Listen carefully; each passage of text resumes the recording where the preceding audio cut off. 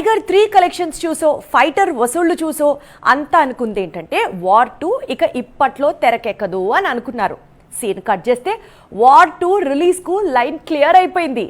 And ఇప్పట్లో కాదు అనుకున్నది కూడా అంతా కాదు సినిమా రిలీజ్కు రెడీ అవుతోంది అంటూ ఇప్పుడు వినిపిస్తోంది. దానికి కారణం టైగర్ వసూళ్లు చూసో లేకపోతే ఫైటర్ కలెక్షన్స్ చూసో కాదు, సినిమాలో దమ్ముండాలి, దమ్ముంటే కనుక ధైర్యంగా రిలీజ్ చేసుకోవచ్చు అంటూ స్టేట్మెంట్ పాస్ చేశాడు హృతిక్ రోషన్.